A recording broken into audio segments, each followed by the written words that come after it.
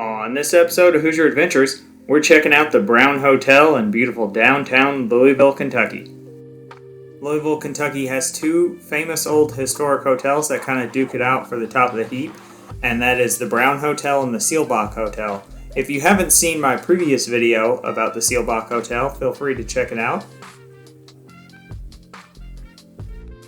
The Brown Hotel is located at the corner of 4th Street and Broadway, and has a parking garage behind it, although we're not going to show that on camera. Something you'll notice here as we walk through the front doors of the hotel is that the first floor is mainly retail space as well as a restaurant, and that's unusual for the Louisville area. You don't see a lot of hotels like that. In larger cities you'll see that just because space is at such a premium. They want to be able to lease out that first floor real estate, but here in Louisville that's not very common, so It definitely gives the hotel a feeling of something that you'd find in a much bigger city. We're going to get a look here at the closed ground floor restaurant. It's closed due to COVID-19. And there's also a fairly sizable gift shop that I don't believe I have any footage of. One of the other really cool things about this ground floor area is it kind of has a miniature exhibit about the construction of the hotel and the history of the hotel.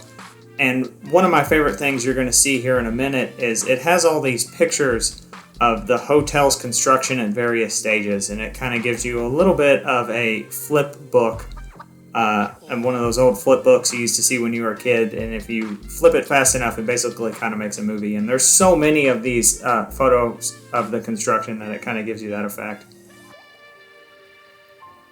The hotel is also famous. A few movies were filmed there. You might have seen the movie poster for Elizabethtown. I guess part of the movie Elizabethtown was shot here. Haven't seen the movie. Let me know if it's any good.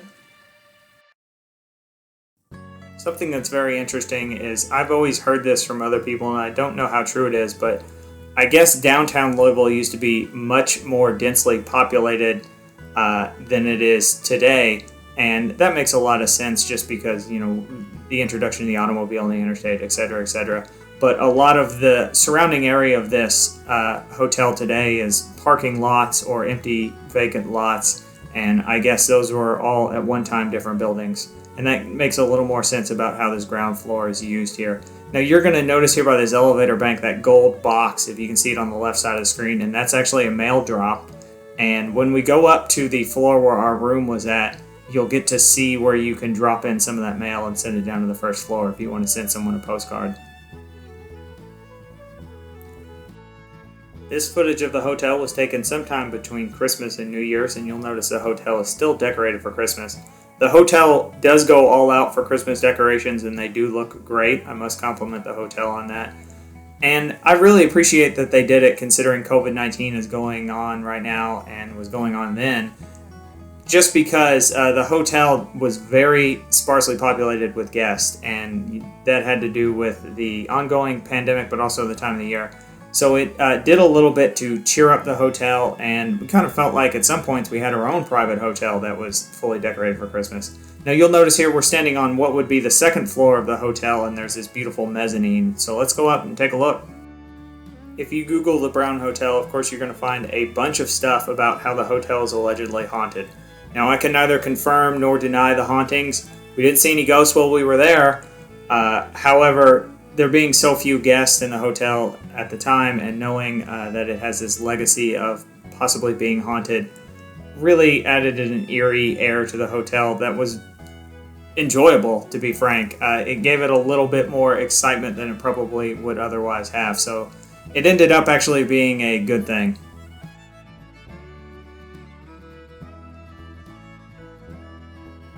This was something I wanted to get some video of just because it made me laugh.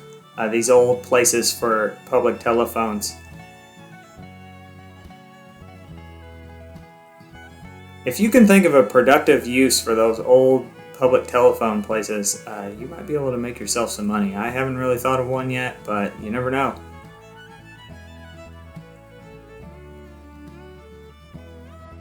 I love old historic hotels generally, but I really enjoyed the Brown Hotel. And comparing the Brown to the Seelbach, I think that I would choose the Brown Hotel over the Seelbach, just by a little.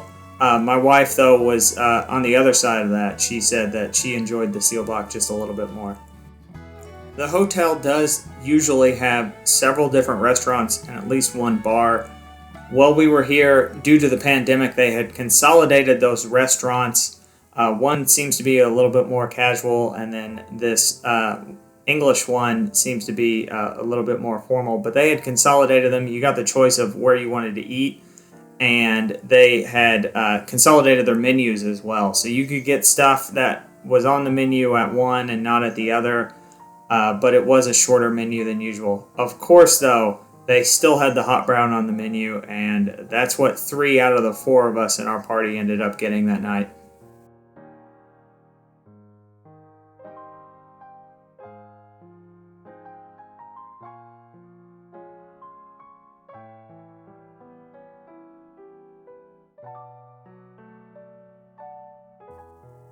I thought this bar here, though, looked really cool and had a really cool atmosphere. So now we're going to go up and take a look at the room and the floor that the room was on. Now here over on the right, as the camera turns, you're going to see where you can drop in that mail and it will actually go to the first floor. Pretty cool. Now, I must say, I enjoyed the room. I liked everything about the hotel. But our room had a view over on the west side, so looking out over 4th Street towards the west side of Louisville, and it wasn't a very impressive view. So if you know anything about Louisville's geography and where this is located, probably I would say the best views are if you're looking north. However, other than that, the room was great, and I really liked the sort of old school vibe that the room gave off. Even if you never have any intention of staying at the hotel, I highly recommend that you come here to eat. One, it has the world-famous hot brown. This is where it was invented. And 2, the food is really great and a rather good value as well. Now, I'm originally from the Indiana side of Louisville, and the idea of going to eat at a hotel, especially when I was younger, would have seemed very, very odd, especially if you're not going to stay there. But if you are from the area, like I was, and you've never had a hot brown, you've got to do it at least once in your life. So here you'll get a look at the menu. Now there's the hot brown. Like I said, it's a consolidated menu between the 2 different main restaurants that are on the 2nd floor.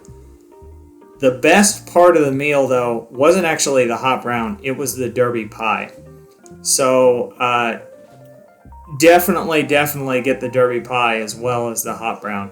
Now, as I mentioned earlier in the video, out of our group of 4, one of us did not get the hot brown, and he actually got the club sandwich. I got to have some of the club sandwich, and it was amazing as well. Here you'll see the hot brown. It's not like what you'd think. People describe it as an open-faced sandwich, and I mean, I guess that's technically what it is, but that's not what it eats like, and that's not what it tastes like. Well, I hope you enjoyed this episode of Hoosier Adventures. Please like, comment, and subscribe, and make sure to go eat at the Brown Hotel if you're ever in the Louisville area.